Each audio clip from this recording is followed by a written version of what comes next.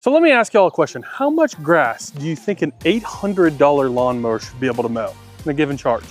Think half an acre, acre and a half maybe. I think you're gonna be surprised with this one. 800 bucks for that.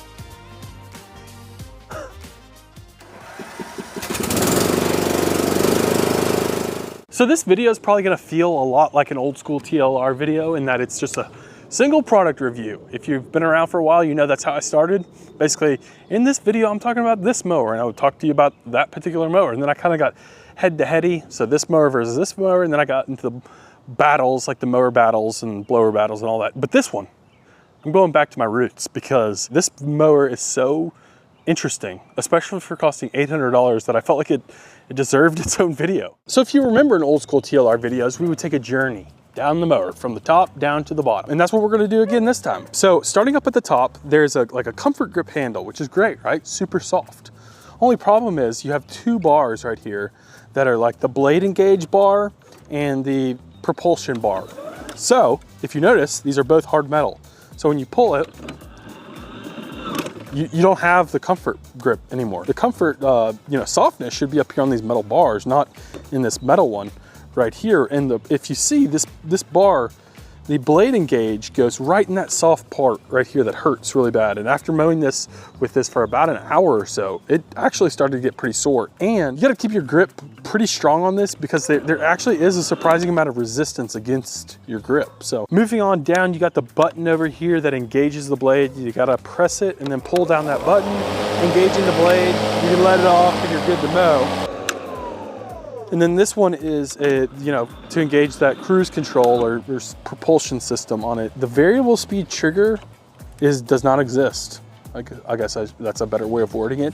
You control the cruise control right here. Problem with it is it's not variable speed, like I was saying. On some of these newer models, you can like let off the cruise if you're coming to, where you need to turn around or go around a tree. In this particular mower, there is not that. So it's all or nothing. So you're holding it, you stop, you gotta let go. But see, as I let off, it's still going the same speed, clicks off. So that was kind of annoying because I couldn't remember which one was off. So I ended up just like trying to let go of both, thinking that the blade would continue to spin, and it wouldn't, which is, maybe user error, but also I think we could consolidate this down into one unit, or consolidate this somewhere. It's also missing an LED light indicator. Really anything on this part right here, this is prime real estate. It's built on some sort of aluminum frame, easy to break down. So we'll say that there are 3 different height settings on this thing, and I started it on the lower one. I don't really know why, I just did, but I thought it was hilarious, so I'm going to show you guys. This is the lowest height setting. Can you imagine? I mean, I'd have to be this tall for it to make sense. Anyway, you could mow it on your knees if you want to. Is basically what I'm trying to say. Working our way down, you've got the rear discharge right here. If you know me, if you've watched any of my lawn review videos, you know I've never used that. I only bag for the first mow of the year and the last mow, and that's just to pick up leaves, really, or chop up leaves and make it a little bit cleaner canvas to start and end the seasons.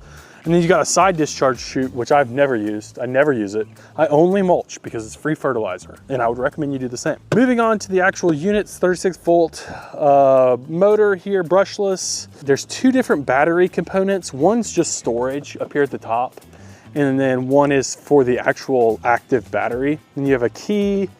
You can take that out if for safety. I always leave it in, but I'm a rebel. And then there's an eco mode. You can turn the eco mode on.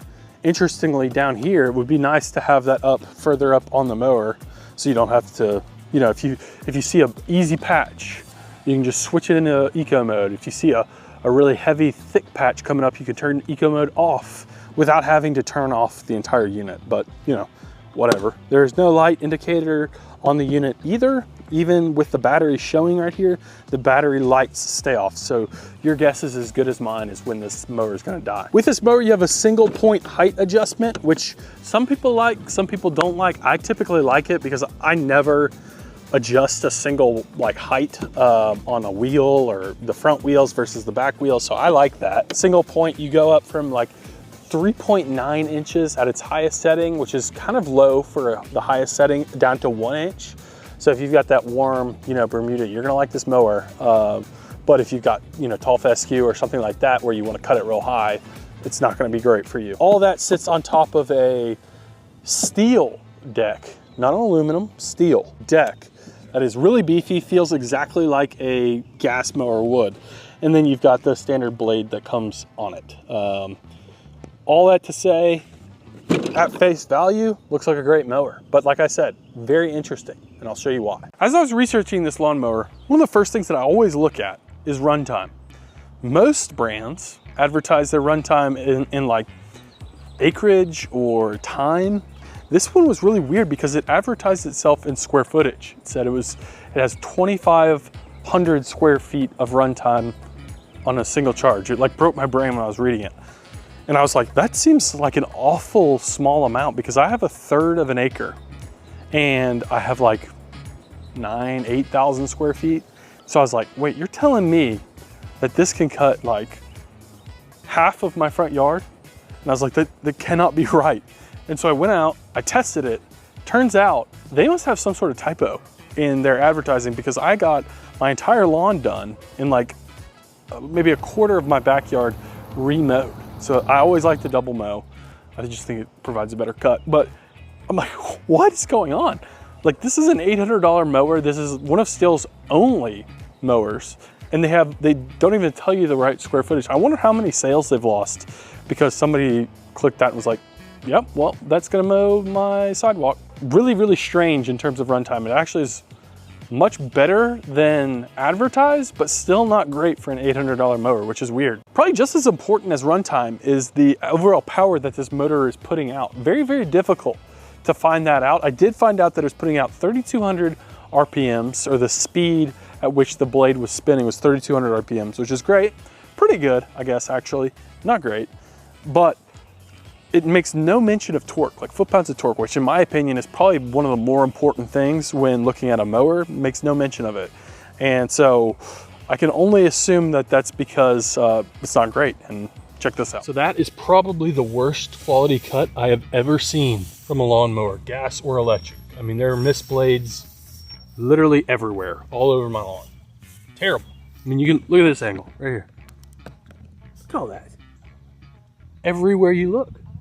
Missed grass blades. So as it would appear, it seems like Stihl was like, I guess we'll just make a mower, and was like haphazardly threw this thing together because it's really not good.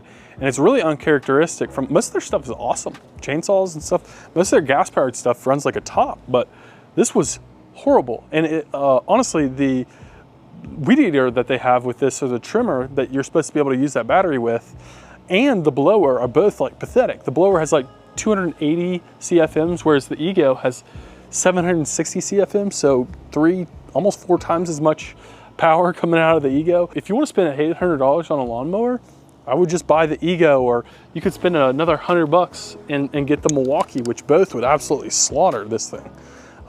Even a Greenworks, all of those are better than this. The fact that this is $800 is borderline criminal, in my opinion. So this video kind of got me thinking, honestly.